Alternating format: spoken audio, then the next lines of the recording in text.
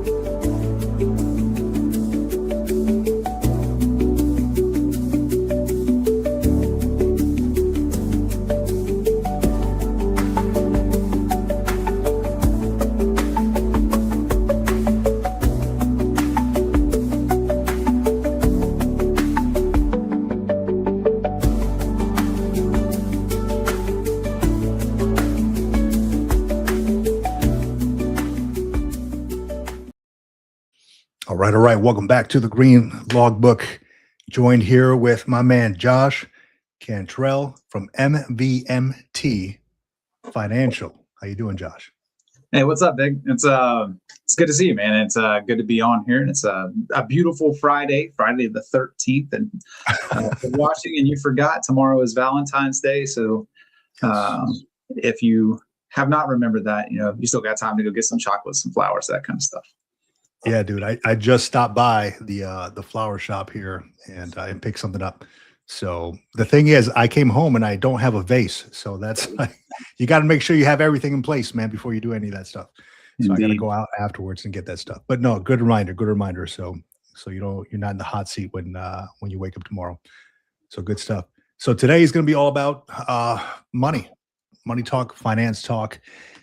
I know finances, but I cannot talk to folks about finances. I'm not a financial strategist or anything like that.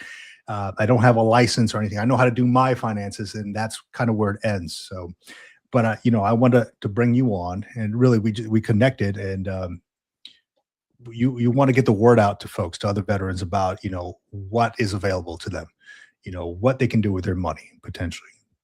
So I'm so glad that you're going to talk about that, because it's a big thing right now. What do I do? Do I get out of TSP? Do I leave it in there? What do I do with my money? So I'll let you kick it off, man. What do you want to start with, dude? So yeah, I guess I'll just kind of start at the top. And so as folks hop on and see what do I do, and who am I, and why did I even start down this path? What gives me anything to stand on, right? Like, I think that helps frame things up. So I'm a retired Army dude. You can see my stuff behind me. Did 21 years. And then retired here in the Seattle area. I live 13 miles from downtown Seattle, but it's an hour and a half away no matter how you go, because I live on the other side of the water. But why did I get into the financial industry? Well, so Vic and I have connected, I don't know, probably a year and a half ago now, something like that, on LinkedIn. But one of our commonalities in background, probably why our LinkedIn's kind of cross paths, is I came out of the legal community. I was a paralegal in the Army for 21 years. And really got good at, especially the latter half of my career, research and data analysis and all the things. I got the wonderful opportunity to serve 4 years at the Pentagon, and really learned a lot there. And while it doesn't have anything directly to do with finance, it does have everything to do with detail-oriented work. And then the second part is I came up without much. I grew up in South Carolina, from humble means, and joined the Army, not intending to make it a career. I planned to do 4 years and then get out. And then magically, 21 years later, I was still there. It's always how it works. In 2010, I was deployed, and our chaplain ran Financial Peace University. So that's the Dave Ramsey program. And that's when that was the first time, outside of little snippets here and there, that I went through a full financial program and was able to get my personal financial life in order. I was single at the time, so not a whole lot there. Didn't have any big responsibilities other than myself, and poor spending habits as a junior enlisted soldier and young NCO. And so then came back and just continued to follow that program, right? No debt. That's a big one. And we'll talk about that a little bit more.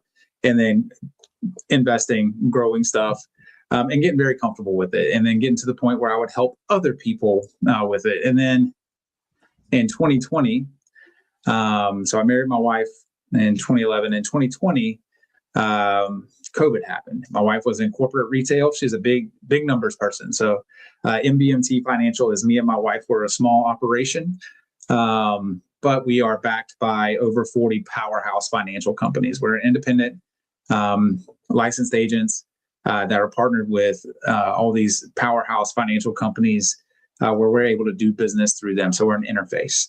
But no, so she came out of the financial planning at the millions and millions and millions of dollars level for a massive retailer.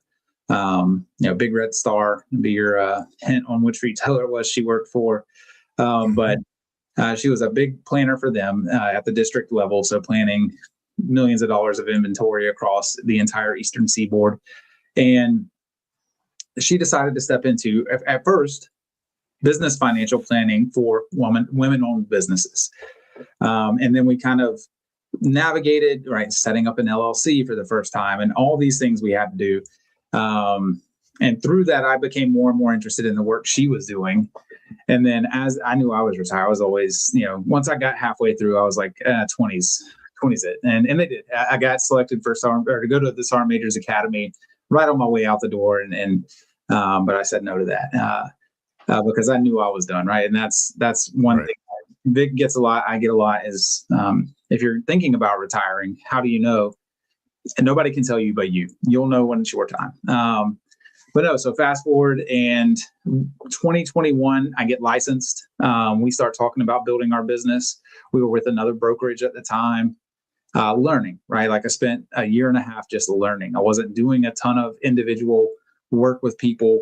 What I was doing was listening late at night, studying for my license, doing all the practical examples, all the stuff that I could, and then started doing one-on-one meetings and building from there. And so now we're 5 years into it, goodness.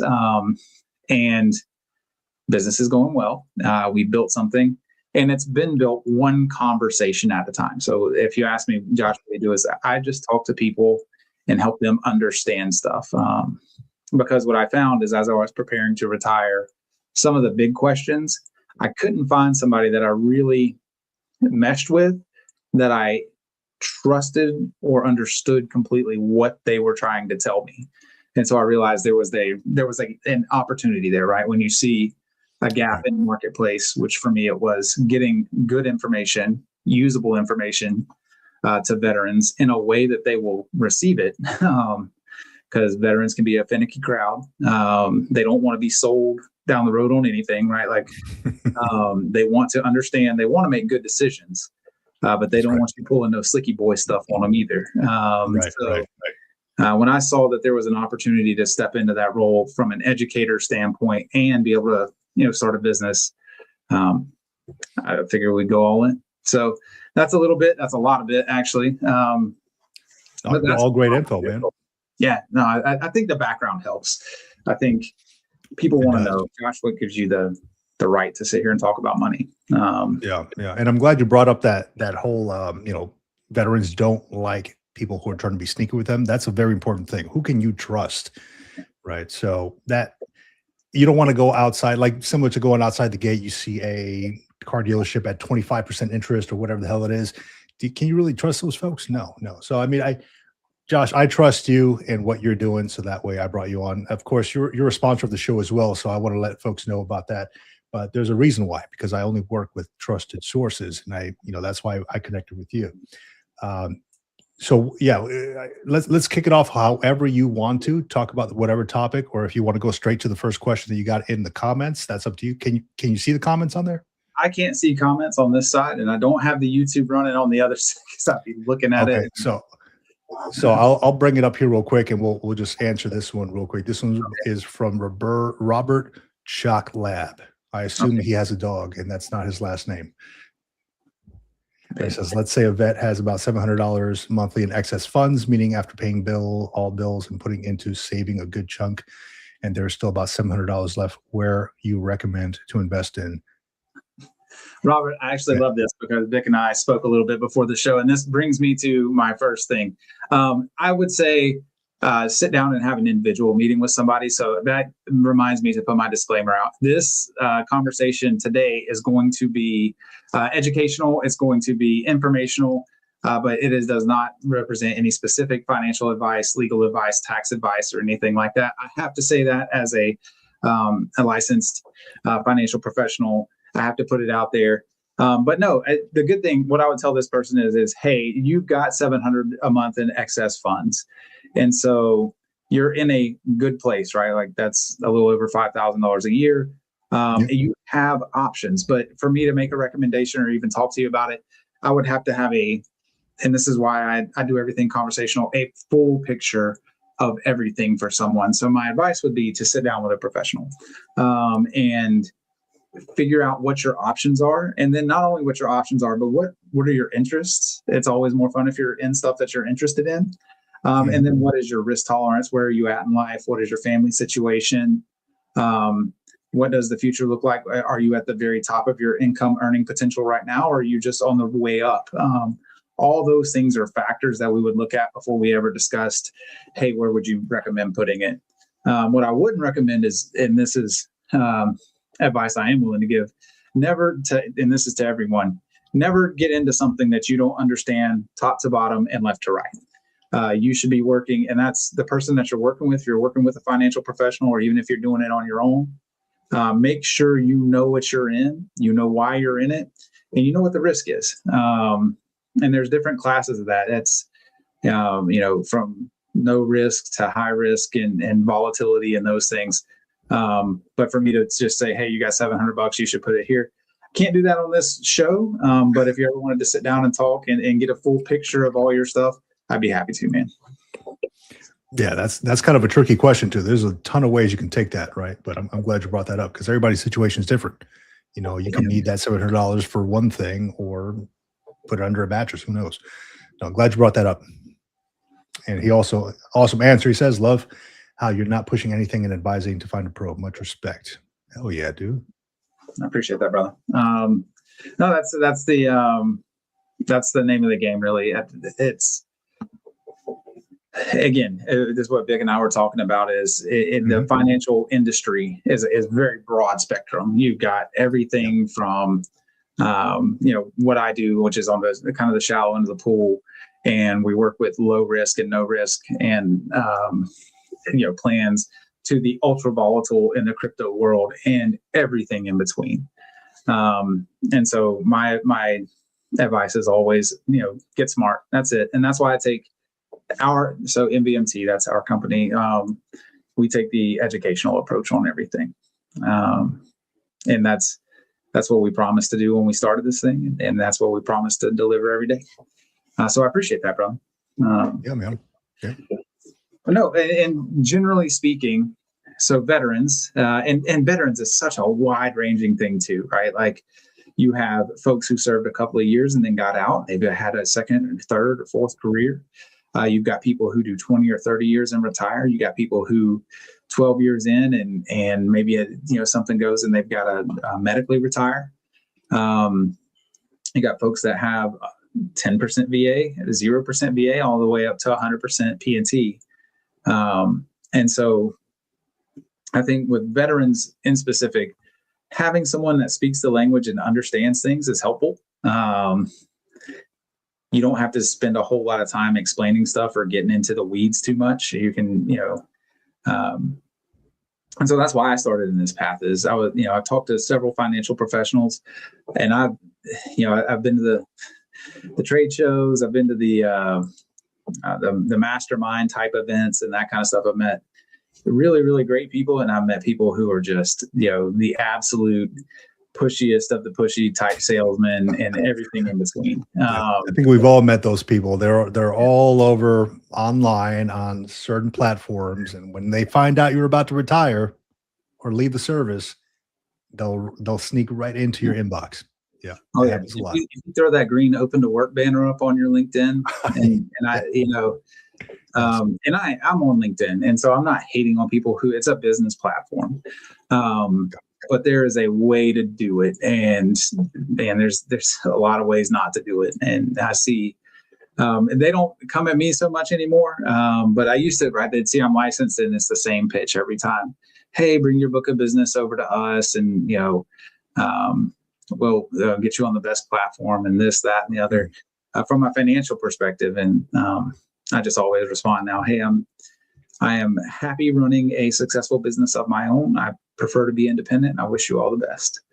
And I do get messages all the time. So if somebody that tunes in on this show because you're interested in coming into this field, I will give you the God's honest, skinny truth that I've experienced. I will share my experience with you.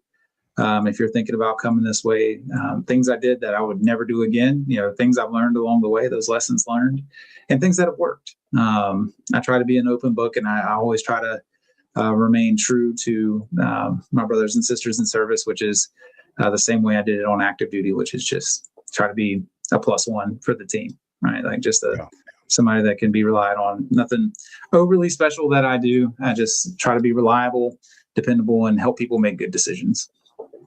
Excellent, man. Excellent. So let me see. I guess we could take it this way first, because this is something that I'm looking at right now. Okay. Let's talk TSP. Okay. There's the Roth, the traditional, right? There's a chunk of money that I have in both, right? Because as I think Roth is what the tax, you already pay the tax up front. Is that what it is? Yep. Yeah. You've already paid your tax on it.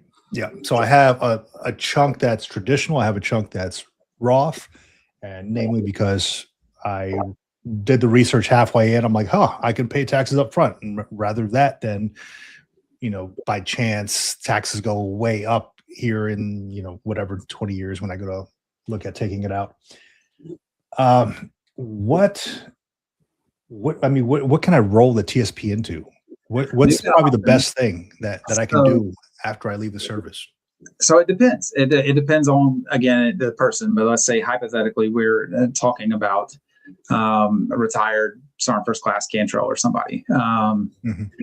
And this is hypothetical, but you get out, you've got a couple $100,000 in your TSP. You may be going back into the federal government. I will say up front, there's nothing wrong with staying in the TSP. A lot of people do it. What is tricky is if you don't go back into the federal government, you can no longer contribute to it. And I know, Vic, you're tracking some legislation on that. And I know you give regular updates on that legislation. The Forward Act, I think is what it's called. And so there's a chance that maybe down the road, retirees and maybe some disabled folks are able to contribute to it. But right now, you can't. Once you're retired, you can't contribute. And even if you come back into the federal government, you actually open a second TSP. It's not the same one that you had from your active duty time. And so I will say that first. There's nothing wrong with leaving it in the TSP, especially if you understand it. You know what you're in. You know why you're in it. So those same things I was talking about before. Do you understand what you're doing? Do you know why you're doing it? I really hope it's not just sitting in the G fund unless you got a reason for that. Especially right now, you are missing out on some big stuff right now. That's not investment advice. That's just looking at what the market's done over the past 12 months, especially the CS&I, right? Like in the life cycle funds, have all done, well. I'll plug my stuff here. Every month I do a TSP breakdown of what it's done for the past day, week, month, year. So if you want to hop on my LinkedIn, that's where I drop it at every month. It's the first week of the month. It's for the month prior, and it's got all the returns so that you can kind of keep an eye on it. But once you retire, if you want to move it, or there's different things you can do.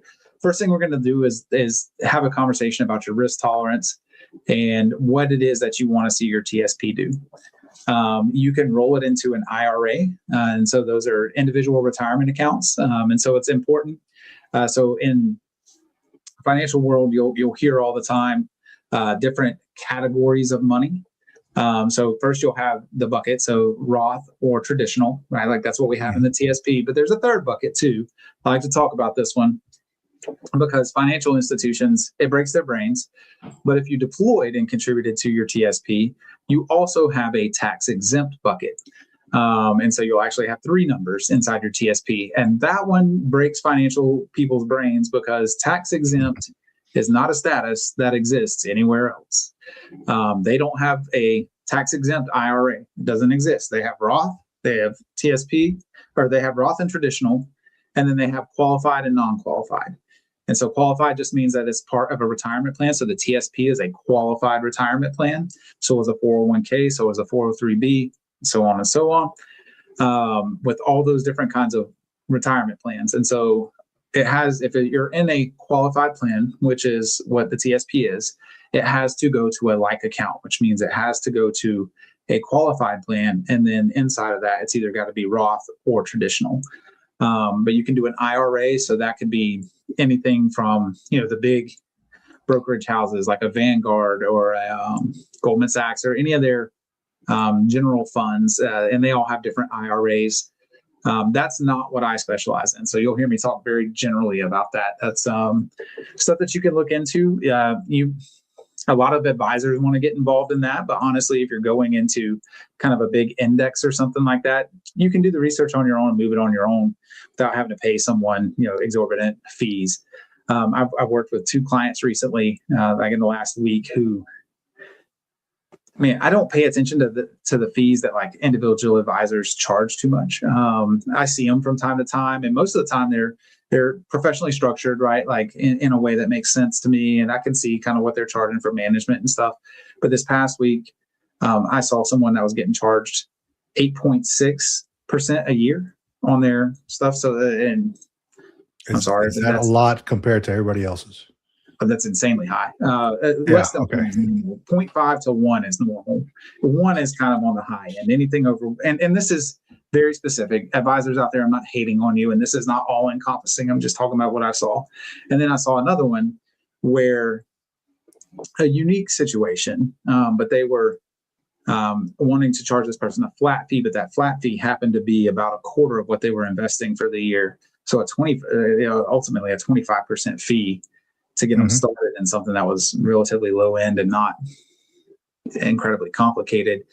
So I just say, when you're out there, especially if you're looking at something, if you ever want a second opinion on something, hit somebody up. You can hit me up. You can save my information. And even if it, like Josh, you and I will just never gel, and I can't see working with you. Hey, that's cool. I will tell you if I think you're getting robbed blind. Because I had to tell both these people, I was like, hey, like one was a lady, and she not confident in what she was doing. So I gave her the same talk, which is understand stuff first, and don't let someone talk really fast and like they're super. If they start using all the big financial words, like the salesman pitch, they get really salesy and they start trying to sound really smart and all that kind of stuff. And they had broken it out to where the fee was spread out monthly, so it didn't look that high. But when there's 12 months in a year, and if you're charging somebody $6,000 a month to manage their money, you're not helping their retirement; you're funding yours. It's kind of my take on that. So, sounds like, it was that particular one pissed me off. I'll just be honest. It looked to me like someone was taking advantage of somebody who didn't understand and was just nervous. But no, so that's on one side. So you could go into the IRA, that kind of thing, or depending on where you're at, I live in the annuity space. Annuities aren't for everybody, but on the annuity side, you have the ability to take your money and put it into a contracted agreement where they do different things, but there's growth annuities, fixed index annuities is kind of where I live. And you can grow it without having any risk of loss. So if you have something that you built for retirement and you're in a phase of your life where risk isn't your favorite thing for your nest egg, then you can move all of it or a portion of it into an annuity where it's still going to get the opportunity to grow, but it won't go down anymore. And then there's some other bells and whistles. You can get a bonus, or you can, get a participation rate in the S&P 500 or something like that. It's a very again, it's very complex, offered by many, many companies, and individualized, but it's an opportunity for people to grow without risk. And so when I'm saying you're coming out of the Army or you're coming out of the military, retiring, you start a new job, you got a 401k, or you're back in the federal government, you got another TSP going, taking a part of your military TSP and protecting it and growing it may not be a bad option. Again, we would look at the total spectrum of what you got going on, which are in goals. Not everybody wants to work till 75. Not everybody wants to work till 55. And so there's ways to plan and take advantage of kind of the best of both worlds. And so that's another option you have, is to roll it into an annuity or roll a portion of it into an annuity. You could always cash it out. If you're not 59 and a half, That's hard because you're going to pay taxes, and you're going to get hit with a 10% penalty on top of that. But I've met with plenty of people who, they wanted that RV, and they did their 25, 30 years, and they said, you know what, I'm cashing some out and I'm getting that thing. And then we talked 6 months later, and the RV lost its luster, and they're trying to sell it for 3/4 of what they paid for it. And, but it's your money. You do with it what you want. That's what I say. But I would always say, sit down with somebody and just talk, walk through what you're trying to do. And with your total life, hey, I've got X, Y, and Z. I've got these kids. I got my spouse. I've got grandkids. I'm single and I just want to live it up. Whatever you've got going on, and then lay out what your goals are and how you plan on getting there. I've met with every kind of person on the spectrum, from having nothing but a bunch of debt to people who hop on and we start going through their stuff, and they're talking to me like they're worried about their money, and I have to stop them and say, hey, congratulations, you got a $2.5 million net worth. You're in a you've been worried about it for so long and pushing for so hard that you've somehow you've crushed it, and everything in between. So I do have a question for you, Josh, because Yes. This is a question I came across as I was just lurking through Facebook group pages and stuff like that. There was talk of being able to take out funds from your TSP, penalty free if you're 100% VA disabled. Do you know anything about that? So there's some specific rules about how you can access it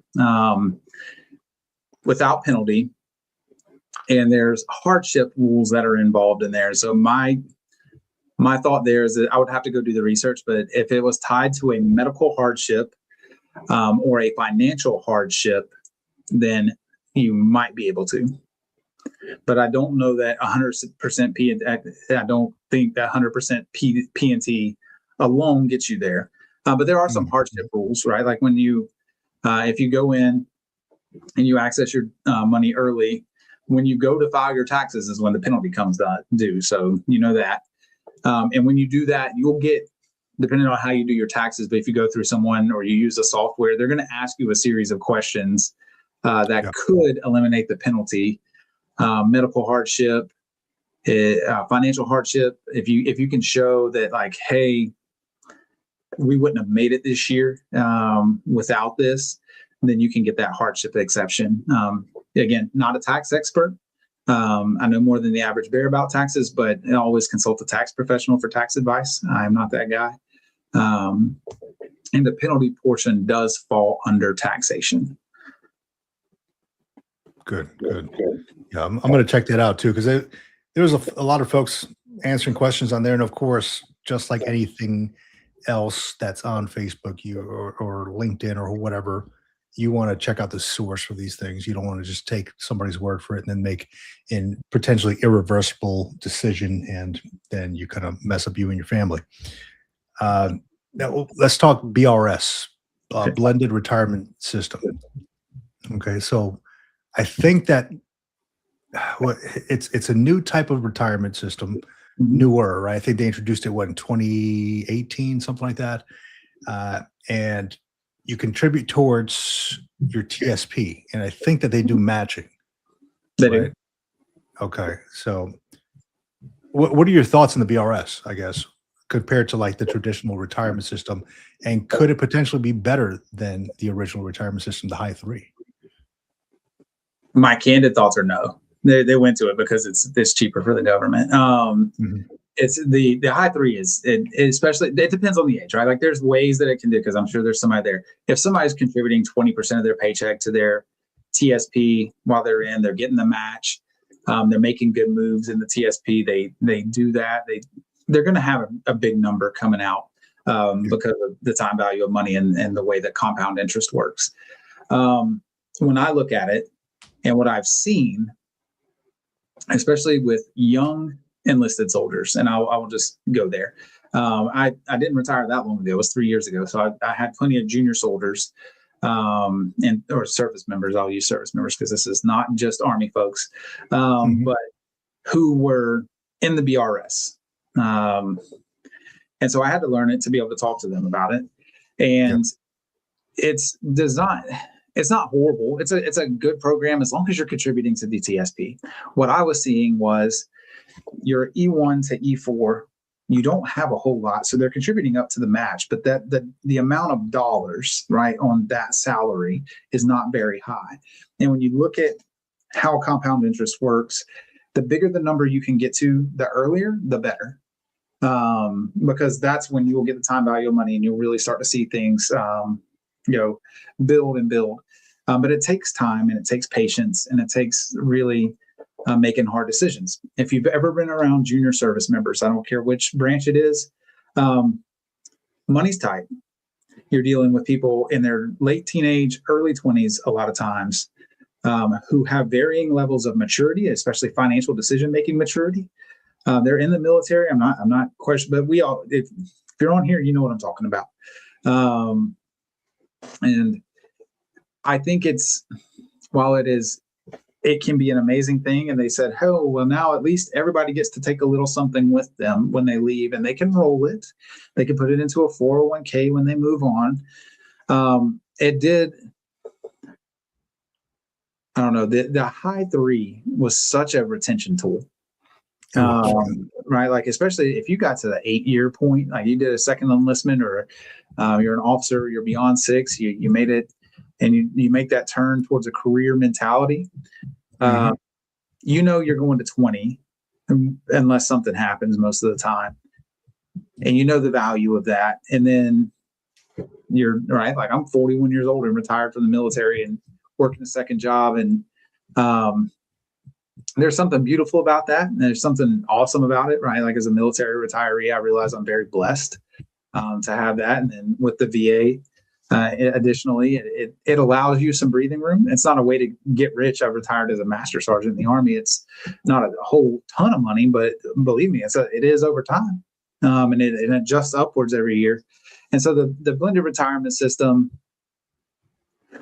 it's what's out there now. And so I can't hate on it. It's all of my clients in the next few years are going to start shifting that direction. And so it's not terrible, but I do think it was more cost effective for the government is why it got put into place. It put a lot more responsibility back on the service member to save while they're in. And there was some, the match is a good thing there. And there's still, the high 3 retirement piece of it, but it's a much smaller number later on. And then there's this lump sum thing that I've seen come up a couple of tiends. I lurk in a lot of the groups too. So there's a way that you can get out and just take a lump sum. And I'll just say every situation is different. But if you take the lump sum, I guarantee you every time it's more favorable to the government than it is for you. The longer you can keep money working and making interest for you, the better you're doing. Yeah. So I asked that, when they put that into place, I had one of my Marines come to me and ask me about it. Because they gave people the option, right? There was a certain amount of time where you can opt into the BRS. And the question came up, I usually do my meetings in the morning, maybe once a week to have everybody in the room. And then they're like, hey, the BRS, sir, what's your idea on that? We have to make a decision here by close of business, whatever. And I'm not going to give them any direction on that. I'm like, hey, talk to a financial advisor, but I'll tell you what I'm going to do because I'm so close to it. I'm going to stay in the high 3, right? This was like, I don't know, 2018, maybe. I'm going to stay in the high 3. So yeah, you said it the right way. To each their own. I mean, you really got to talk to a financial advisor, strategist, or somebody professional in that realm. I'm not going to give this young Marine financial advice. I would tell him what I'm going to do, and that's about it. But don't follow my lead because my situation after investing into the TSP for so long, and right there on the cusp of a TSP or a high 3 retirement, I'm not going to. I don't expect him to go the same route I'm going. No, and TSP wasn't mandatory for you. And that's something you did. Smart guy. That's probably why you were a warrant officer. A smart guy and made good moves along the way. I had, I was way less reserved. I had one of my young soldiers that I had as a young soldier. And then he went off and did his thing for a while. And he ended up back in the same office about 7 8 years later. And he had decided to move over. And I told him, I was like, dude, you're out of your flipping mind. And we over from the high three. He was eligible for both. He had to pick. And he picked blended.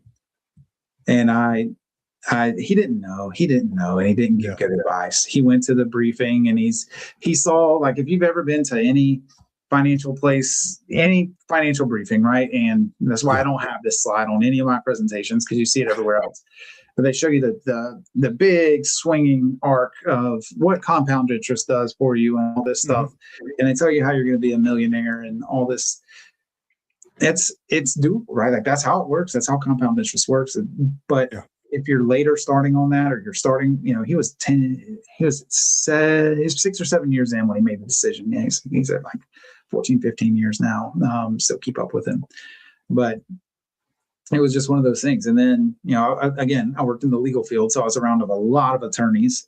And I will tell you, it's going to be a retention problem. It's going to be a retention problem for attorneys. It's going to be a retention problem for highly skilled folks, because it's just not the same level of staying in to get to that 20 mark. It's just not. You worked around longer. And I think on the professional side, especially, but with officers, people who can get out and get jobs where they can contribute to a 401k and have a little more freedom of maneuver in their personal lives and that kind of stuff. It's just going to be hard for the blended retirement system to be that magnet that draws you back in versus the 20-year retirement. And then, you're about to make 05, but if you make 06, it's worth a lot more, and all that stuff. That's how they get you. It is. And you just stay in. That's why, and how many folks do you know that they just kept on keeping on?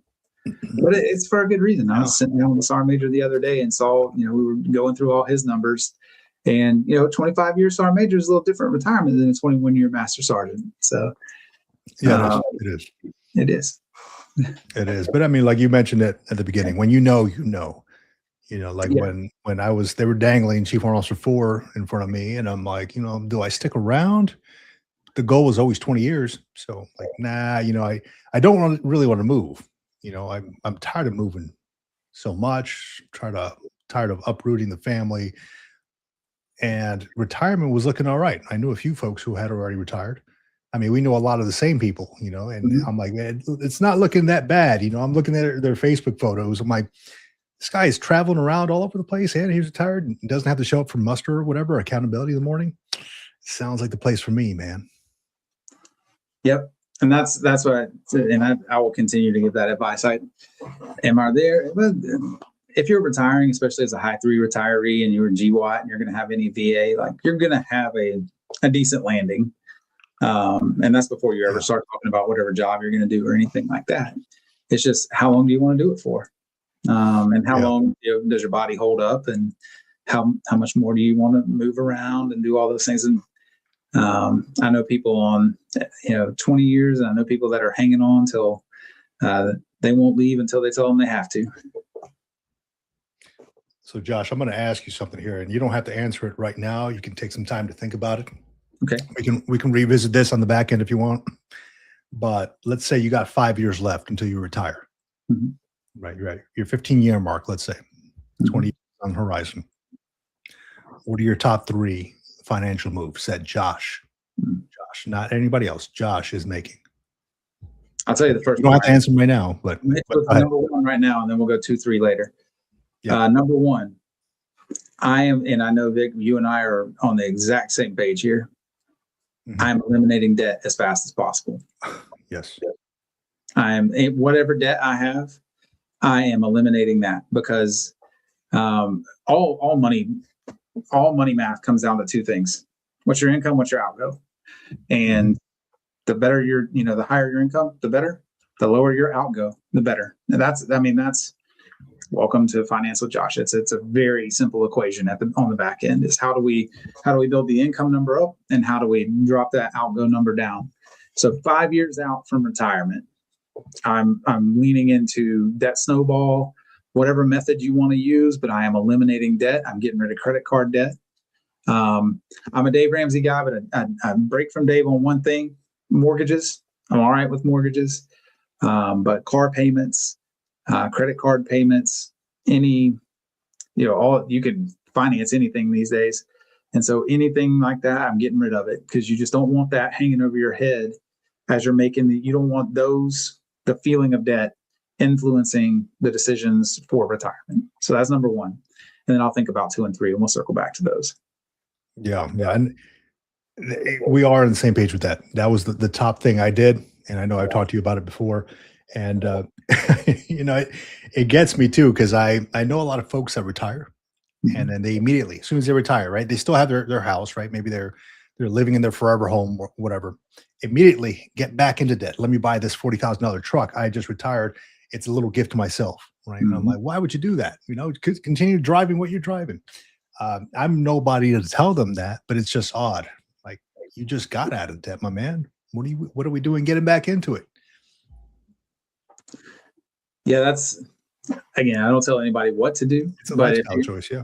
If I'm giving somebody advice on just how to prep for retirement and so that their financial life feels good as they come out and they feel like they're on top of the world instead of sweating to death about what job they've got to get, then I would say eliminate debt as soon as, and that's not, don't wait till 5 years. If you're listening to this and you've been in for 5 years, then you got 15 to go or 30, or you still got 25 to go. The quicker you get rid of debt and start living a debt-free lifestyle, you will understand why. I got a 2017 Toyota Tacoma that's been paid off for 6 years. I love fast cars. I love cool cars and cool trucks and all that stuff, but I like paid off car better. And I just told myself I'll drive that thing until it doesn't do what I need it to do anymore, or the wheels fall off. And neither of those two things has happened yet. So, yeah, I love that, man. For the longest time, there's the concept keeping up with the Joneses type of deal. So I moved in an area where folks may have a little bit more land, right? So like larger driveways, things like that. A lot of my neighbors have RVs, their boats and stuff in their driveways. And for the longest time, we took a trip out to a national park. We've driven up to like Big Bear or stuff like that. And I was like, man, I'd love to have an RV. And I know you mentioned it too earlier, like the RVs, they just kind of sit around after you drive them once or twice. Half of my neighbors, all their trash is just sitting in their driveway. And I thought, you know what, I would rather not owe somebody or some company for the RV for whatever it costs, right? I like one of those Overlander ones that look like the Sprinter vans, kind of small, right? But you can fit a lot of stuff in there. And, those things are like $100,000 if you want like the 4-wheel drive ones with the nice rugged wheels, all nice interior. And I thought, I would just rather rent one for like a week for like $1,000 and then give it back, let somebody else do the maintenance on this thing, do the vehicle registration on it, and just rent it, have to give it back. And then if I want to do it again, just look at the rental website again and just rent it out instead of taking all that ownership of it, of the debt, of the upkeep, maintenance, of registration, all that trash, man. That's just me personally, man. I'm the same way. But so each their own, and that's the same thing. Is if we get together and you're like, Josh, I've got a $70,000 truck, I'm not going to be mad at you, and I'm not going to judge you for it. I like nice trucks too. I like cool cars. I would have a $400,000 car if I could afford it. Just $1 million car. That's the Lamborghini Huracan. That's always like, I was a Lamborghini Diablo guy as a kid, right? Like when I was growing up in the 90s, like that Lamborghini Diablo was just like the coolest thing. Yeah. So I've liked them, and they've just gotten more and more expensive but cooler looking. They get sleeker every year, and I've never driven a V12, but I imagine it's a lot of fun. So. See, I like the fast cars as well, but then when my kid asks me, hey, Dad, what's your dream car? I'm like, I'm driving it, dude. It's my SUV right now. I'm driving. It's been paid off for like 5-6 years. I'm good, man. I don't have to answer to anybody. That's awesome. Yeah. So let me see what we got here. Let me go to the comments here really quick. And GC Jarhead, welcome. Good afternoon. Can't stay. Just want to pop in and say Semper Rah. Let's see what else we got here. U.S. Army Grunt. Hey, welcome, dude. You guys are lucky, but in my day, TSP wasn't even a thing. So much is different today than in the 80s and 90s. I'm curious, like what, I think U.S. Army Grunt, he mentioned that he was in the 60s. I'm curious, like what is available to them if there was no TSP? I mean, what was there, like nothing, no contribution program? And depending on when he served, it was high 3, or even before the high 3, it was the previous version of the high 3. And how they calculated that. It wasn't around. TSP has been around since what year was it? Started for federal employees. I think it was in the 50s, but I have to go back and fact check. I don't know if that was the top of my head. But in the 50s is, I believe, when it started for federal employees. But it didn't come over to the military. When I came in, nobody talked to me about a TSP. I didn't even know what it was. I was a private, and all I got talked to about was don't do dumb stuff on the weekend. I think that was something that I wish my leadership would have talked to me more about, because nobody ever told me, hey, get out of the G fund. I'm over here 10 years in and still in the G fund. And then I just happened to sit in a financial management class. And I'm like, let me check out this TSP thing. It was always like on the back burner. I was always like on the mission and stuff like that. Never even thought of it. I was always trying to save money. And then somebody brought it up to me like, oh, dude, the TSP is doing great right about now. I'm like, let me check, man. I'm like in the G fund. There's savings. I'm looking. Oh, dude. And I go through the, you can see all the historical data on the TSP, right? On the I fund, C fund, S fund. And I'm like, man, it's like historically, it's like 10%, 8%, stuff like that. And I'm like, what am I bringing in? Like 0.25 or some crap, with the G funds? I'm like, there's no freaking way. So I immediately, like that week, went into the financial management office. And I think every base has one of these, right? You go, mine happened to be at the, inside the library, the base library. You go in there, make the appointment with the financial manager. And I'm like, hey, I need to get smart on this. She's like, okay, let me see your TSP stuff. She's like, why are you still in the G fund? I'm like, well, great question. That's what I came here to talk to you about. What do I do with my hands? What do I do with my TSP? And she's like, all right, let's look at this. What's your risk level, your tolerance level, this and that. And when, I was younger back then. So my risk level was like, hey, let's put it all in there. Throw the dice, baby. Let's see what happens. Yeah. So that was probably some of the best advice, man. Because after that, it's like, hey, let's max this thing out. Let's see what it does. And that meant that I had to take some time off from hanging out all the time, going out all the time, maybe not eating out as much and things like that. But now I'm glad I did it. Right. And, now that I look back on it, I was like, shit, now I can go out and have as many dinners as I want, for however long, because I made these decisions and I made those contributions that I did. Yeah, that's the biggest thing. Being deliberate about what you're doing and willing to say no to, you hear Dave Ramsey's very, he's very harsh on it, but I say have fun, live your life, but at the same time, like be diligent in your savings and understand that if the only way you're going to get there is to be kind of diligent and save more than 5% when you can. I had an officer that I worked with. He'd branched over from the enlisted side, and from the time he was in E7 to when he went over and he ended up retiring as a major, so in 04. But he lived out his E7 paycheck, and they just invested everything beyond that, like from that point on. And so when he was leaving as a major, he's going to be a high 3 major. He's a Green Beret, so he's going to be making some pretty good money. On the VA side, because he'd been, doing some crazy stuff his second half of his career. And then on top of that, he had saved a couple $100,000 in his TSP. Excellent. He'd done really well.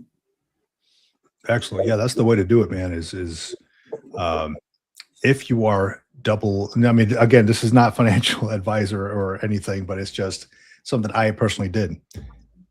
Dual income is almost like a blessing as long as you are in good standing, right? In your happy marriage and all that. And then for like the last 5 years of my career, man, we just lived off of my wife's pay. I was a chief warrant officer 3 and just invested and saved everything, maxed out TSP and all that stuff. We just lived off of one income, as much as we could, right? Sometimes I'd have to dip in there for whatever reason if we wanted to do some work on the yard or something like that, pay something off. But that if you can manage that, dude, that was a freaking blessing, dude.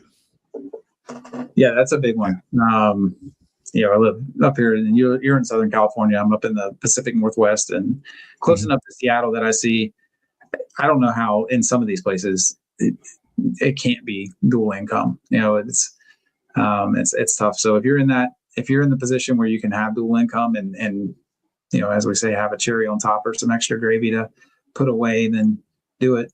It's definitely, I don't think that's crossing the line of any financial advice saying, hey, save as much as you can. No, I don't think it is. Let's see here. Who's this? Jason Bender. I thought this was the other guy. All right. I have a sister graduating 20 invested. Okay. Excellent. Well, worth 5,000. Excellent. So things grow.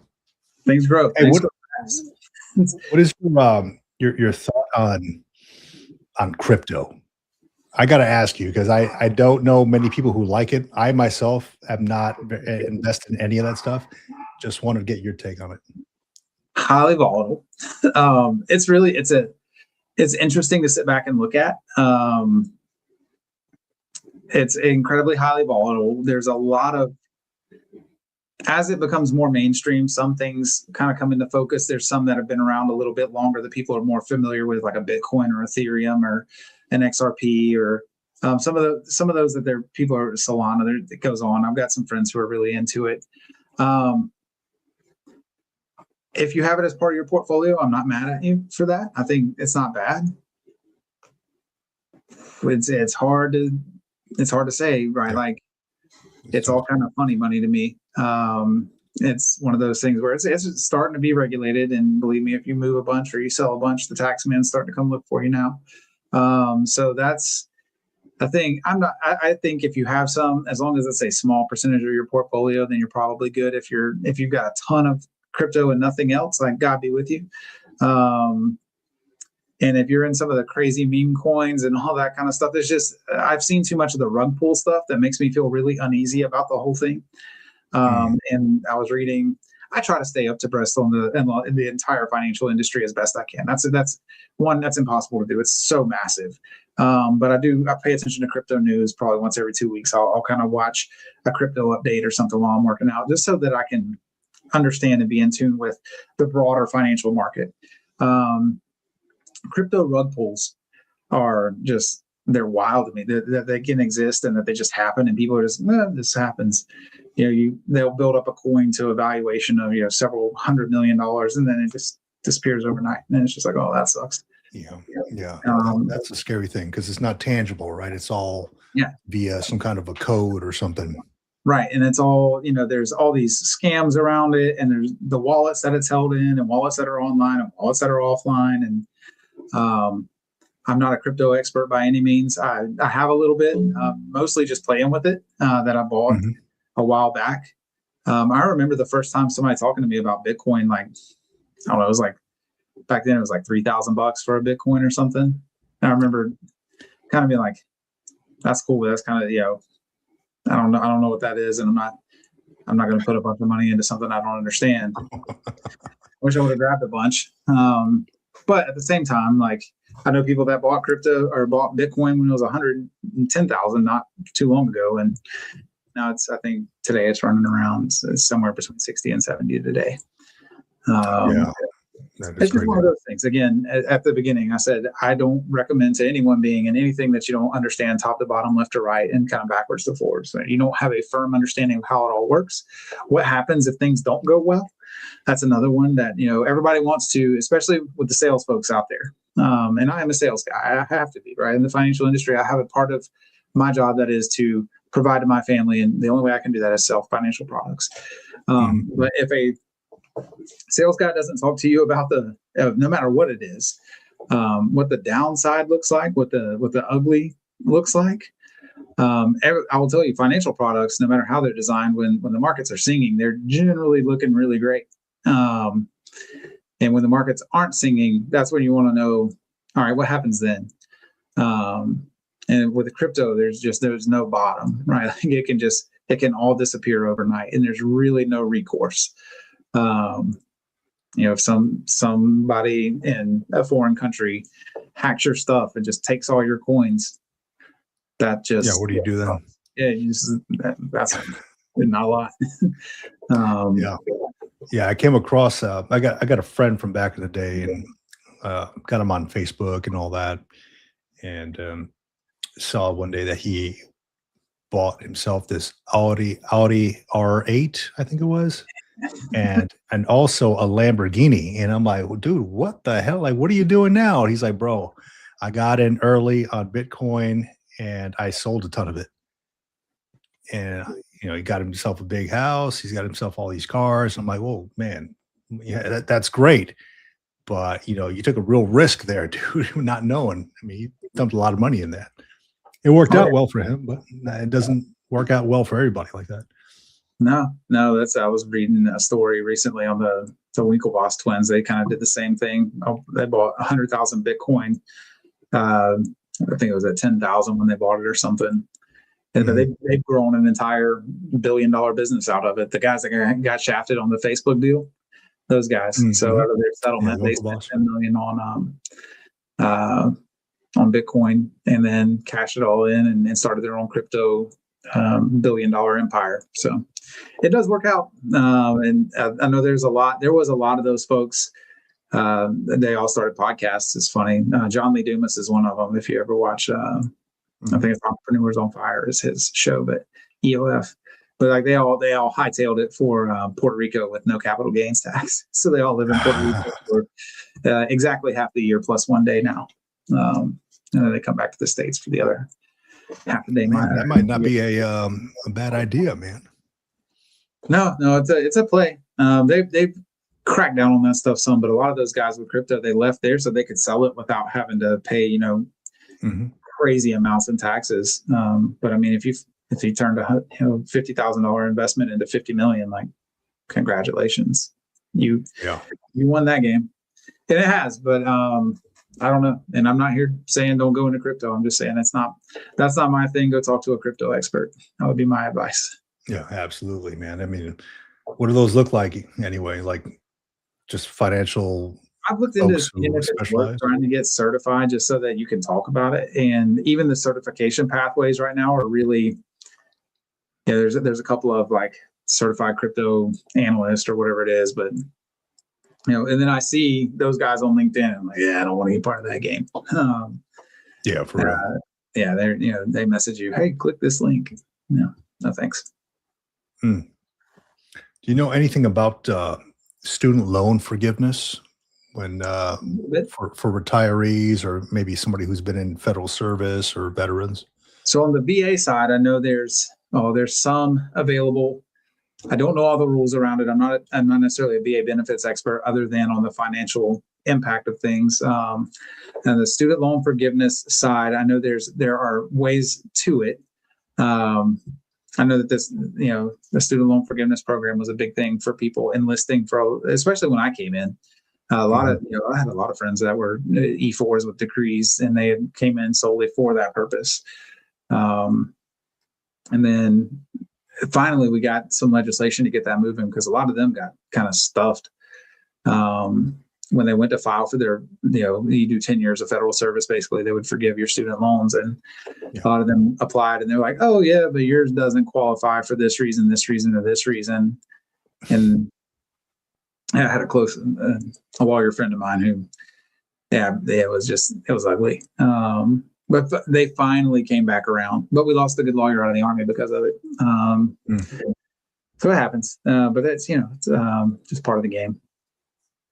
But on the Yeah, I gotta. VA side, I would have to look into the individual again. Everything, especially as I know you've learned with the chapter VRNE, Mhm. everything is so specific to individual situation, and then a lot of times, who is the VA benefits person that you're working with? Those two are Yes. variables. I think the second one, I think the who shouldn't matter as much. I was listening to one of your podcasts the other day. I was Mhm. working out, I caught it afterwards, but you guys were talking about it, and I think that was what my prevailing thought after listening to you guys talk about that was, why are we so dependent on the who? Like it seems like the system should kind of be able to stand on its own, and the who should just kind of guide it through the process. Do you mean like the who as far as the person applying to At the the school, VRNE? at the school, like Oh, the school. the Okay. person, or whether or not you get the VA, like whether it's accepted or whether what you're applying for merits it or not. It sounds like Right. it sounds like it's not as structured. At least that was my takeaway. No, and you're right about that. Oh God, the amount of folks I talk to about this that ask me questions about it simply because the video I put out there about getting approved and heading towards your bachelor's and master's degree, it is not as structured as you would think. It is very, very counselor dependent. Depends on who you get, right? If they're having a bad day, dude, you're not going to have a very easy ride toward getting that approved. Um, I would say if you get denied, hey, you have the appeal process, potentially be able to get another counselor, or at least request another counselor, right?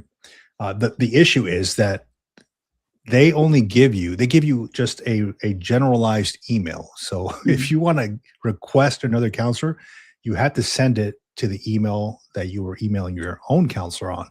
It's like eva@va.org or something. And I don't know how it gets funneled through their system to know whose email goes to whose counselor or what. But yeah, it is. It's a very kind of messy thing. It's not really structured from what I see.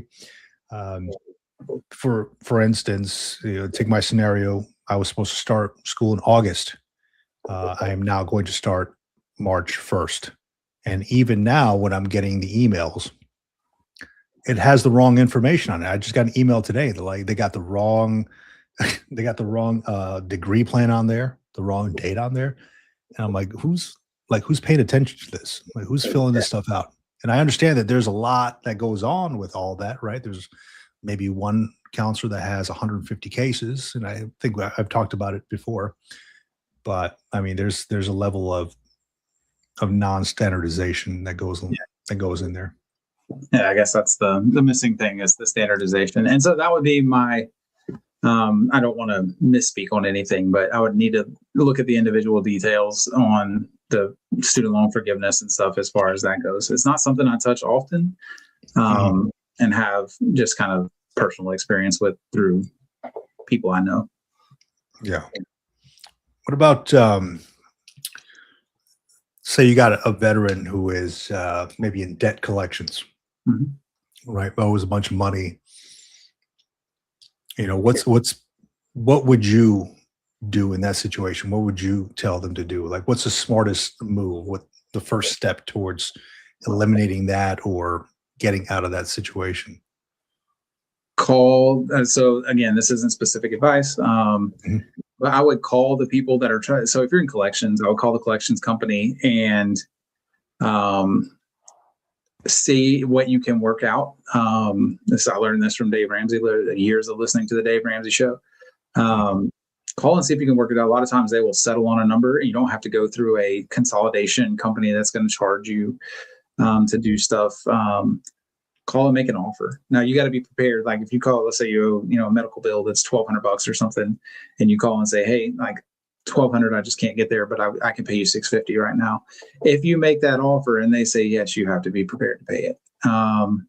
But I know I had this conversation not long ago with someone, and it worked on two of their bills, and they had about 5 bills they were working on, and they were able to get 2 of them negotiated down and paid off immediately. So now they can start working on getting that off their credit record over time. Because this was a fairly young person who was now is trying to get their life together and potentially buy a house in the future. And credit score is one of those things that goes into that. And so we talked about it, and I just said, hey, see if this works. And they called me back 2 weeks later and said, hey, it did. I worked on 2 of them, and I paid them off. And so those 2 are gone, and now they have less bills and the ability to put more towards getting the other 3 taken care of. And then there's always, if you want to look into debt consolidation, you can, but that can be tricky, right? Like a lot of times it's just moving money around and who you owe it to and what the interest rate is. And I mean, that's a whole complex math problem in and of itself, and whether or not it makes sense. I imagine. And you have to have heard some crazy scenarios in your time as a financial strategist, a financial professional. Mm-hmm. I'm curious, Josh, what are the craziest things you've seen as far as of course, no names, right? Yeah, I was going to say, and I gotta be careful not. So I will change facts a little bit. Just everybody watches it, like, oh, he's talking about me. That's me, dude. No. Oh gosh. I mean, I've got my favorite stories. I'm trying to think. Most of the time they're not too crazy.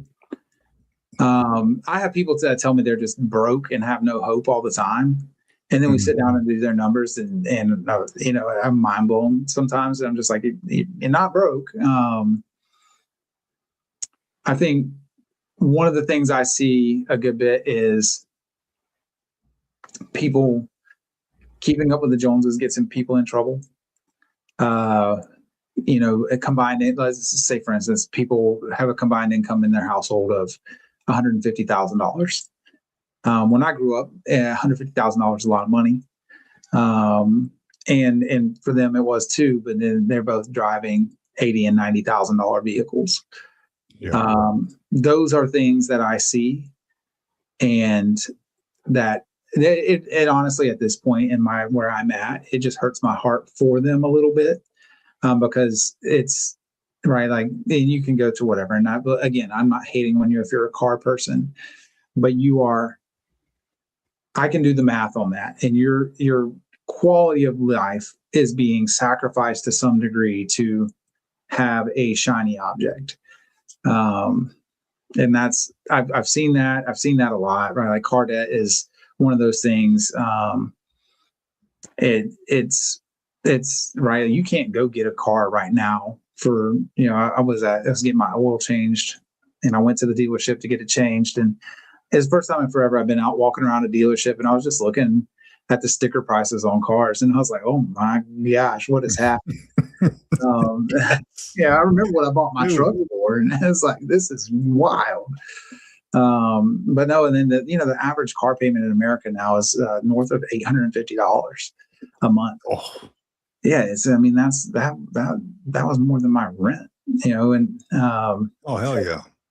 And so that was, as a young guy. So I know that things have also just changed, right? Like the inflation has happened and things have changed, but to the degree that you can not make decisions like that, not have more. And so why was that one crazy? Well, that's more in combined car value than your annual income.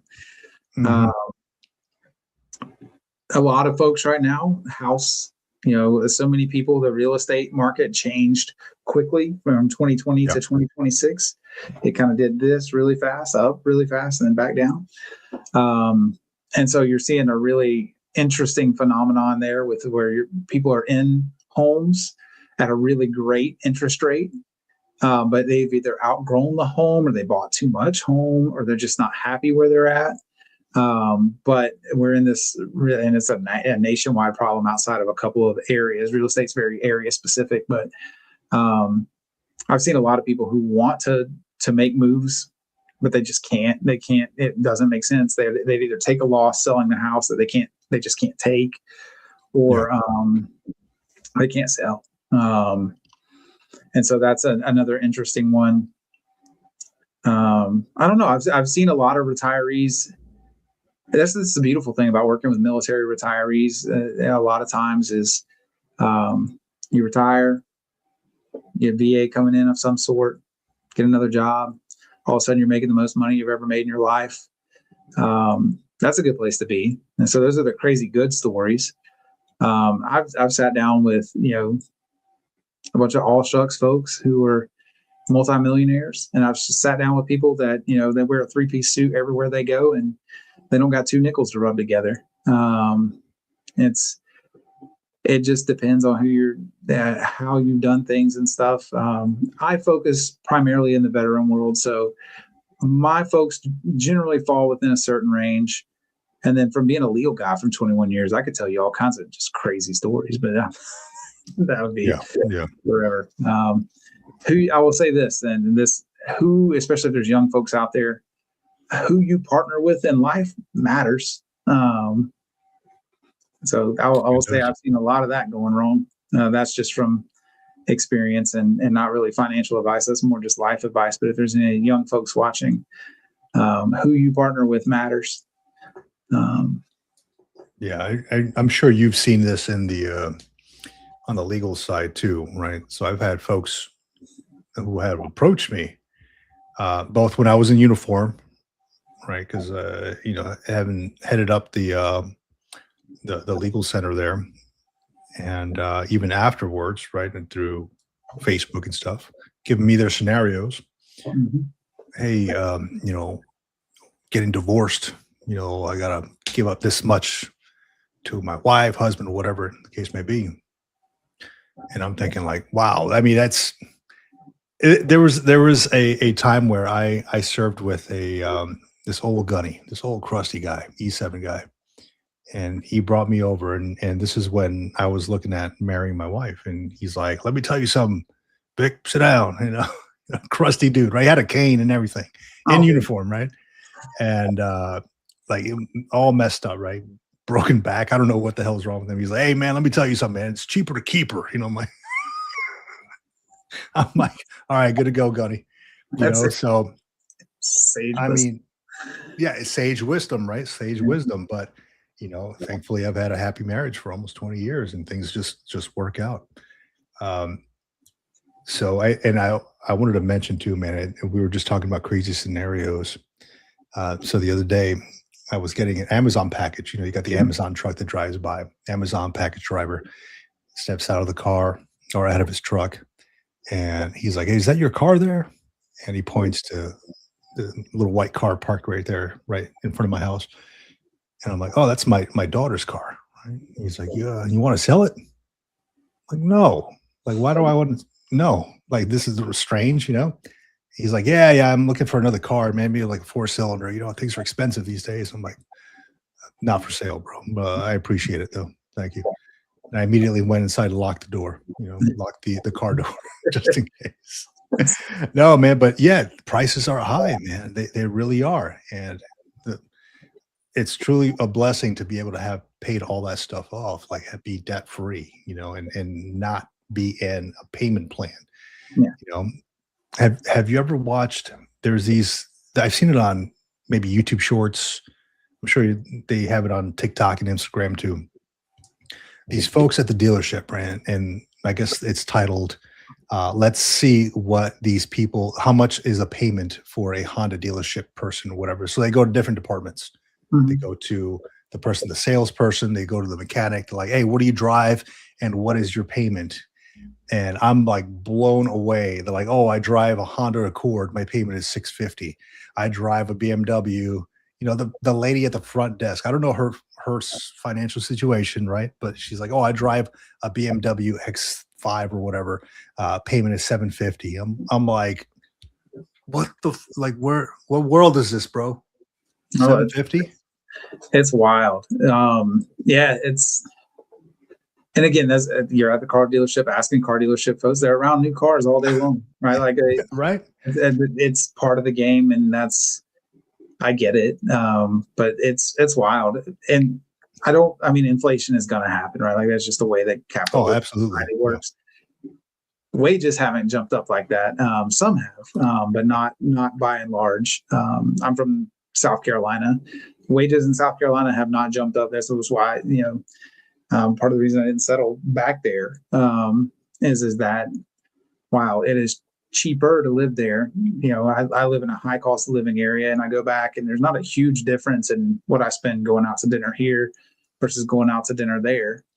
Right. There's not a huge difference in the cost of a car. Pretty big difference in the cost of the house, but not as big as it used to be, because South Carolina was one of those low income places that people moved to in droves. Low cost of living places, not low income. But yeah, it's wild, and that's what I see more and more is, and why I'm in this to help people come up with a strategy that's for the long term, is you have to build something that you can lean on later, because like I said, with military retirees, you get to work, but you may work another 10 or 20 years after that. And if you start making the most money you've ever made in your life, you're likely going to be spending the most money you've ever spent in your life. It's just the way that we do things as people. But then when you retire, did you account for that?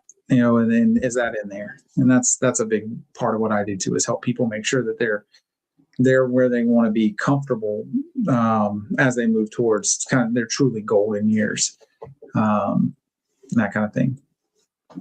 So when you do the calculations for that, and I've always been curious about this, when you do the calculations for, like, say, retirement, like, do you just pick an age? Like, hey, you're going to pass away around this time. Let's work backwards and see how much you need to live every year. How does that work? It depends on what exactly we're looking at. But if you're doing a true analysis like that, it's called a Monte Carlo report. It runs 2,000 different scenarios out to age 95. And so when we have our true, like, and this is what my wife is, this is the big brain. This is the big brain stuff. This is why she does that part. But it's like a 25-page packet that we put together that literally takes all of your assets and says, hey, based on what you have, based on all these factors, the likelihood that you run out of money in your lifetime is this, based on all these other factors, right? You plug in factors and then just and builds it out. And then we it's usually a 2-hour presentation just to go through that.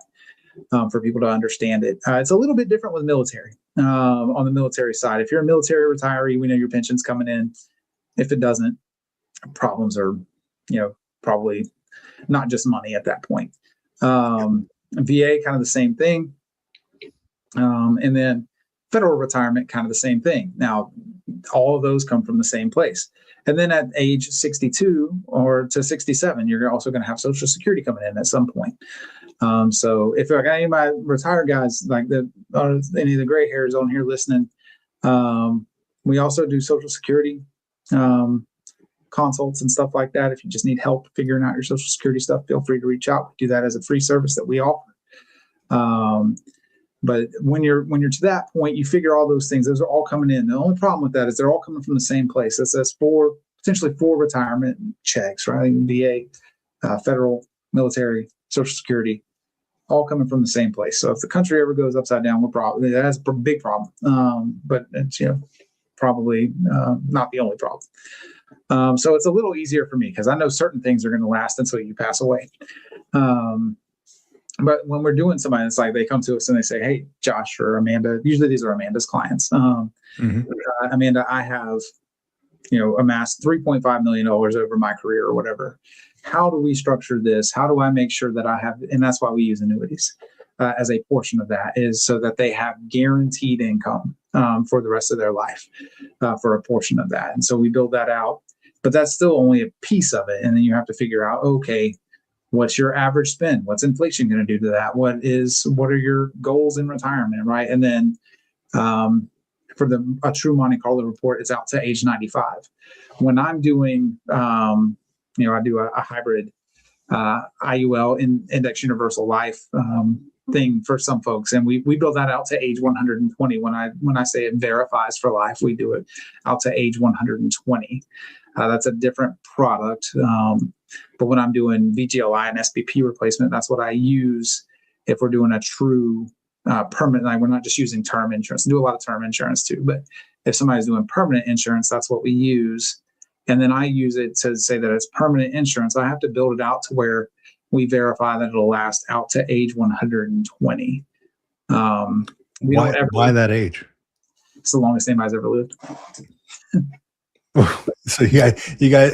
It's what the insurance company requires to use. But, okay, so there's maybe like one or two people that have reached that age, so that is the standard now for it. Well, that's what you have to in order to do it, and so of course, so that's what the insurance company tables go out to, and so I have to. They will show out to age 120. So I build to verify till age 120.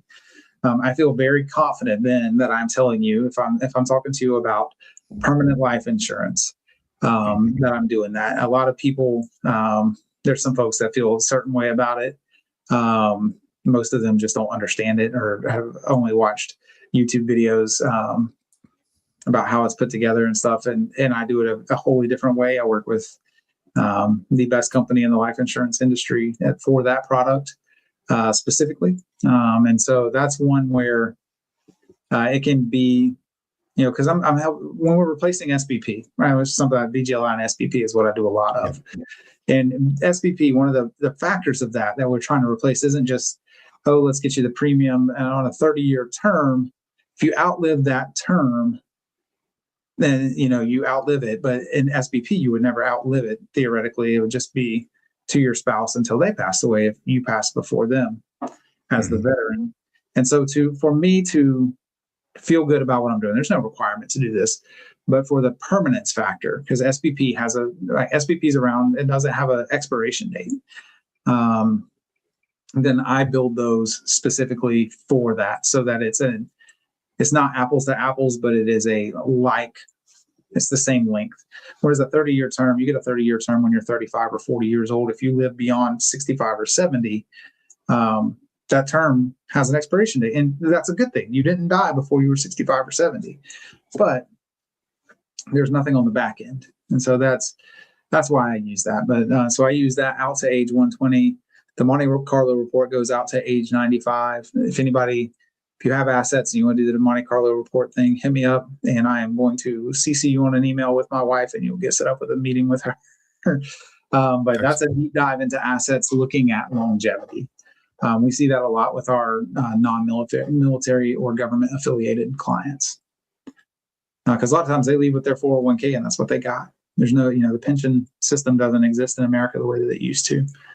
And that's why annuities, you can use them like a personal pension. You put, let's say you have 500,000 in cash or in a TSP or something, you roll it into that. Well, then you can grow it. And then if you want to use it for income at any point, you just turn on the income and they pay you a set amount for the rest of your life every month. Hell yeah.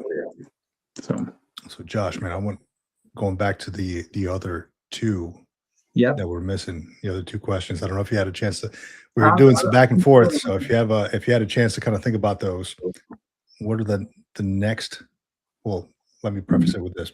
You have 5 years until you retire. What are Josh's top 3 moves before you retire? So eliminate debt. I'm going to stack cash to a certain degree. And I say that for reasons, right? Probably up to the $25,000, $30,000 mark if you can. Because if you've retired in the last 10 years or you're getting ready to retire, you go through the transition process. It's different for everybody, but there's a lot going on. You go, right, you're the most senior you've ever been in the military. You're probably the busiest you've ever been, coming out of the job that's worked you the hardest. And then you're going to hit this transition phase, and you got appointments and you got things going on. And then you have your ceremony, and then it's pretty abrupt. It's just kind of fades. And you got your leave and you're still getting paid. And then you're through your terminal leave or your transition leave. And then we hit that magic date, get your last paycheck, and then they withhold that last one. And they hold it so they can do an audit. And I've seen people talk about it. Mine was pretty quick. I feel like it was a couple of weeks, maybe. But I've seen people 90 days for them to get. And so there's a period there. I would bring that up. So I say stack cash, and you put it wherever, but you got access to specifically for the retirement transition period. So that while you're waiting, because you will get your last paycheck and you will get your first retirement paycheck, and you'll get your VA eventually. But to cover that period in between, because you're also retiring, and you're going to want to take a deep exhale.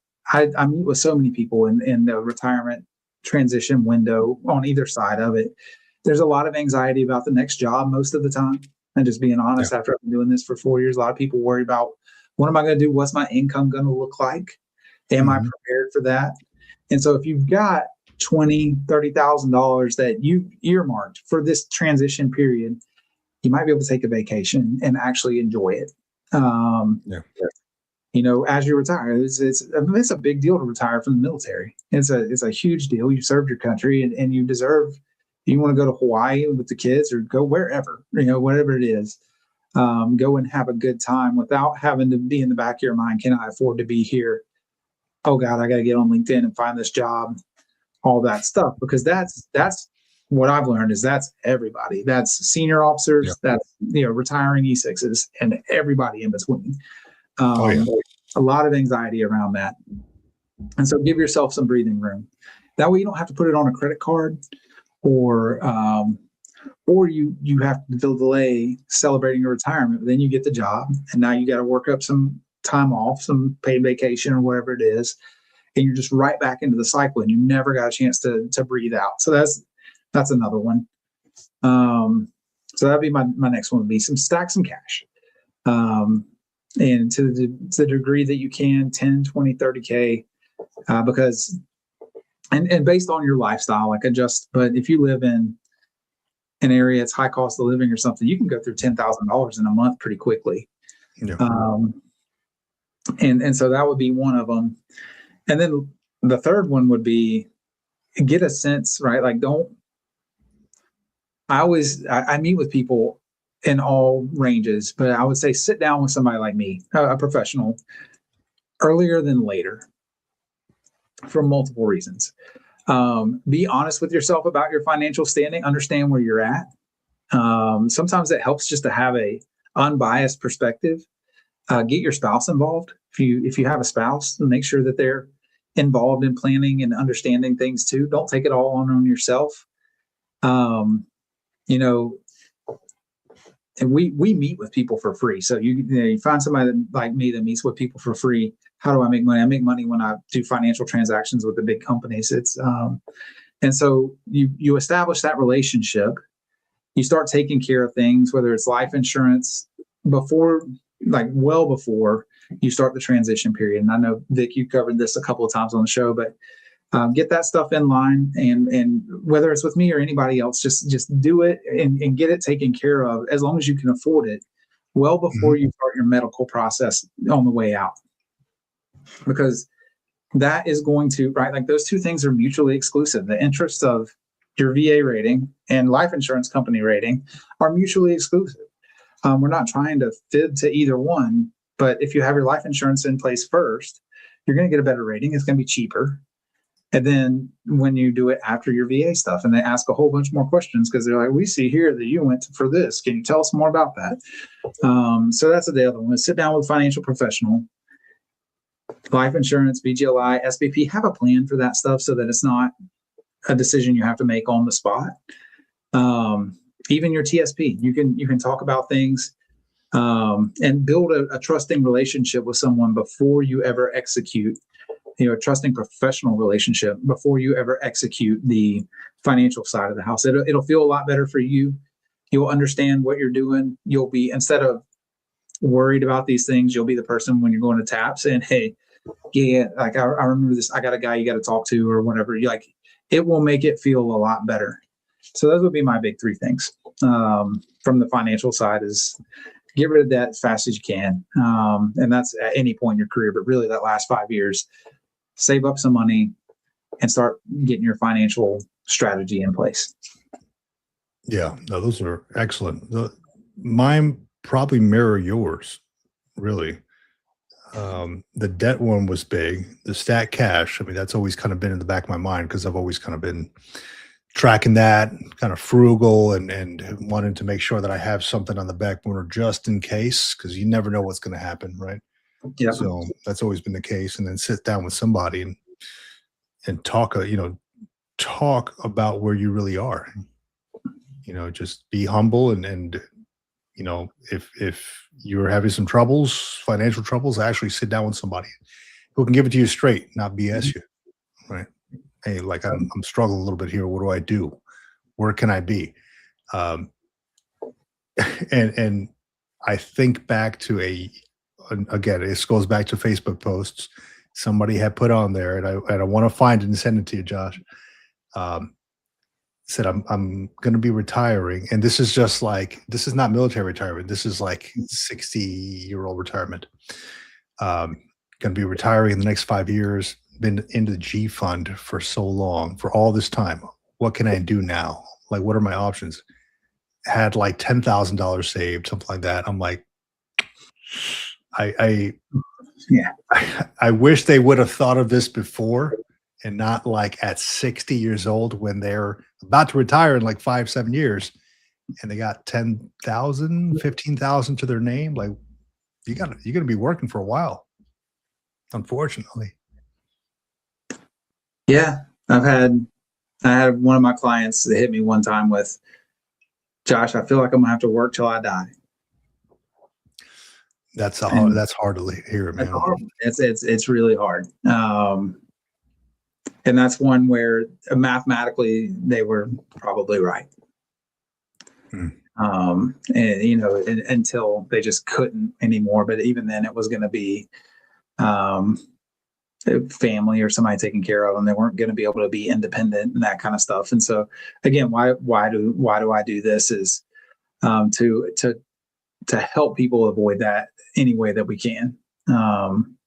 That's why I say start getting a sense of it 5 years out. It may seem excessive to somebody. I'm not retiring for 5 years. Like, I'm not worried about that. 5 years, as we all know, in the military goes by pretty quick. Even though the days can be very, very long. And when you get to the X, right? Like, if you didn't learn anything else in the military, you learn how to prepare. And you always know when you're prepared to get to the target, then actions on the target are a lot easier, or it may not be easier, but you're at least prepared for them. Yeah, absolutely. We got some comments here. Sergeant Stacking, I know Sergeant Stacking feels that too, man. It's a hard pill to swallow. Work till you die, man. That's why you get with a finance pro, so you don't have to, like, early on, so you don't have to be in that situation. We got a Navy cop here. I don't even see the prospect of retiring at this point. It does suck to come to that realization. And then we got a gunnery sergeant here. He said, which financial review can I sign up for? So I guess that's a good segue, Josh, if you want to share some of your information on how these folks can get a hold of you, just in case if they have any questions. Yeah, absolutely. So the first thing I'll say is hit up one of two places is the easiest. My LinkedIn page. I've got a link directly to my calendar on there. I'm going to share it in the comments here. And then our website as well. And so our website is the name of our company, MVMTfinancial.com. We recently redid the whole thing. We did we take a look every year, and this year my wife and I decided we wanted to freshen up everything. So you can see there, it's a very intuitive menu of options there. But if you go to just about any page has a send us an email link on there, or contact us email. And so if you don't see exactly what you're looking for, look in there. I promise you, if you send an email, we will reach out to you immediately. And there you go. See, you can see right there on the front page, book a free financial review. That'll get it started. We'll sit down and talk about what you're there for if it doesn't sound like. But you can click that and it's going to pull up more than likely just our calendar page. Actually, not more than likely. It's going to pull up our calendar, and you'll book there. Pick a time that works for you. You can message me on LinkedIn if you don't see something that works. All of it. There you go. So there you go. And you can do that, all the stuff. And if it's just to talk or something like that, do a retirement roadmap. It's very easy. All of our stuff is designed to be easy. Our website is designed to be a tool. It's not the end all be all. And it's, you'll hear me say it a lot, but it's really the details matter. Your details matter more than anything. And we take your details and then we apply financial knowledge and really financial tools that are appropriate for your situation. But we're happy to talk with anybody, no matter what you got going on. You'll never see on my page anywhere. I only work with so many. You go to a lot of financial advisors pages and they say, oh, you have to have at least $1 million net worth before we'll take you on as a client. Sorry, guys, that's not how I operate. I don't care if you got a $0 net worth. We can sit down and chop it up because I firmly believe that putting good out in the world, which means working with people, allows us to be successful in business. And that way, and that's how we do things. Now, we committed to that a long time ago, and we stayed true to it to this day. Excellent, man. So from one veteran to the veteran community, that's Josh Cantrell from MVMT Financial. Good information all around, and I love that. 5 things that you would do. Excuse me, 3 things you would do: no debt, stack cash, sit down with a financial pro. Is Josh's route that he would take if he had 5 years towards retirement. Josh, man, is there anything that I haven't asked you that maybe you want to cover real quick? No, I think we've covered everything in depth. I just want to say thanks. Thanks for having me on. As Vic mentioned, I'm a sponsor of the show, but more than that, I'm a fan of the show. This and the Military Retirement Podcast and so I know the folks that are on here know this, but spread the good word. I think what you do is incredible. I think bringing information at the real human being level to our veteran community is important. So just keep on keeping on, brother. Absolutely. Thank you for coming on here. And Navy Cop says he's been hosting a link to MVMT Financial for a few months now, emailed for more info. So he's going to reach out to you here shortly. Awesome. He runs buddycheckproject.org. Navy Cop does. So a great resource for veterans out there. Josh, man, it was great having you, buddy. And feel free to jump on any other time, dude. I always learn something new. Like I said, I always have a whole page of notes and stuff that I'm writing based on all the info that you're giving out. I really do appreciate you coming on and making me just 1% smarter today, man. Absolutely. Thanks for having me. Everybody have a fantastic Valentine's and President's Day weekend. Vic, I'll see you later, bro. All right, buddy. I'll talk to you. All right, that was Josh from MVMT Financial. Great stuff. A lot of stuff that I wish I had connected with somebody like Josh when I was younger, going through my military career. It wasn't until my 10-year mark where I actually started getting smart on things. And it's just the fact that you don't know what you don't know, right? People don't tell you these things. My leadership never really took me aside and talked to me about money or anything like that. My parents really didn't, so it's kind of up to me to, through successes and failures, through, the trial and error thing, to find out myself. So ultimately glad to connect with somebody like Josh who knows what the heck he's talking about. Don't fall for folks on, different platforms who maybe you can't trust. I trust Josh, Army retired, 21 years, he knows what he's talking about. So excellent stuff. Quick shout out to, let's see who we got here. Go into the comments real quick. Navy Cop, of course, thank you for joining. Yeah, two divorces, he's not wrong. There we go. Not turning back, 84. Law, it could be cheaper to keep her. Yeah, that's what they say. That's what my gunny pulled me aside when I was going to get married to my wife. And that was his words of wisdom, his sage wisdom, right? That's exactly what he told me. Let's see here. 66T Love, welcome back. I would dread being a young person starting out in life right now. It is tough, but what we can do, I mean, if anybody out there has younger kids, I got some myself, all you can do is educate them, steer them in the right direction, get them involved with financial planning. For the longest time, I thought, we don't talk about finances, until I started to talk about finances openly with my family. And then it became a thing. Like we openly talk about it. like, hey, this is a good decision. This is not a bad, not a good decision. My kids will come and ask me about it. I'll give them my thoughts. Ultimately, I'll tell them, hey, it's your birthday money, Christmas money. Do whatever you want with it. But here's what could happen. Here's what could be if you put it away, if you save it, blah blah blah. So it's just a matter of educating them. That's it. Um, U.S. Army Grunt, welcome back, dude. I wish I had that feel back in my day. Yeah. Um, yeah, Gunnery Sergeant, if you're asking which financial review can I sign up for, um, yeah, I'd say connect with Josh, man. I mean, we just had him on the show. He knows what he's talking about, and he'll steer you in the right direction. Let's see who we got here.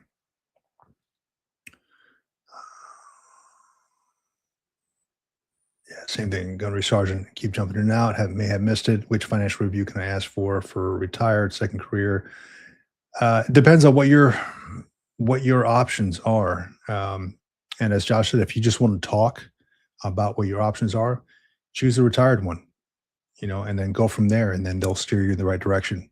Either way, all roads lead to Josh and MVMT Financial, so he can talk to you about those. Raider HQ, man, welcome back, dude. Um, Raider HQ, I sent you back an email, dude, so please check that and let me know. He says, I'm enjoying the content. Well, I am enjoying you enjoying the content, my man. Very important information. It is, dude, because at some point in time, you want to be able to retire. You want to be able to hang it up and enjoy your time, travel around, go out to eat, whatever. And some folks can't. And it starts young. It starts while you're, younger. Um, Well, 660 love. I appreciate it. Thank you. Raider XQ. I'll check it out. I appreciate you. Well, that is what I got for today's Green Logbook live stream. We had Josh Cantrell from MVMT Financial. Talked a lot about finances, military veteran finances. MVMT stands for mission, vision, money, time. Very fitting. Awesome. So with that, if y'all got anything else for me, please let me know. If you got my email, reach out to me. Let me know what you got going on. If you know somebody who may be a good guest for the show, let me know. Any nonprofits, any business leaders, anything like that, veterans, killing it in the game out there, doing good things in the business world, in the entrepreneurship world, in the nonprofit world, let me know. thegreenlogbook@gmail.com. And with that, let's see here. Today is Friday. Tomorrow is Valentine's Day, as Josh mentioned. I already went out and got my flowers. I hope you all did too, if you celebrate it. If not, then all good. But I will be live on Sunday morning, 8 a.m. Pacific time on the Military Retirement Podcast. You can still catch it on here on the Green Logbook. I just stream to all channels. Like right now, I'm streaming to the Green Logbook and Military Retirement Podcast.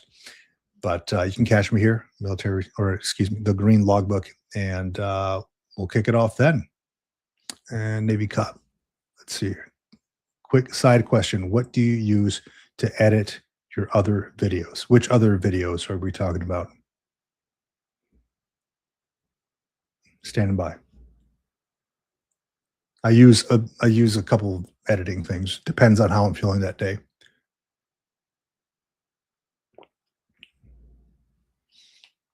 Just Navy Cop, you can get with me offline if you would like. The military started doing some financial training. Excellent. It should be, dude, in my opinion, it should be mandatory to do financial training. It's a big reason why I think a lot of veterans, even folks who leave the service after 4 years, after one enlistment, two enlistment, they start off on the wrong foot. A lot of folks are homeless. A lot of folks, have troubles finding jobs and things like that. And we have that. If they're starting financial classes, that's a step forward in the right direction. They should even start it in elementary school, really talking about finances. Like, hey, part of the math class should be about talking about future finances and how to save your money and how to not get into debt and things like that.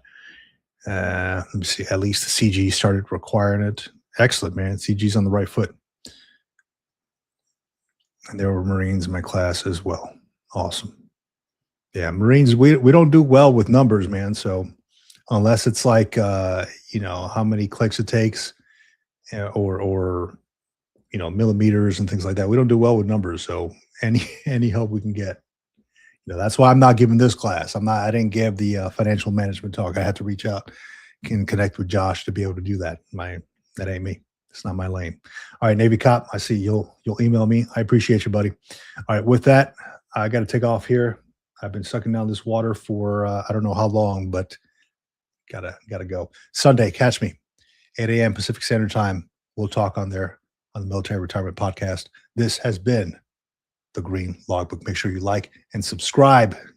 Do it. Do all the things. Go.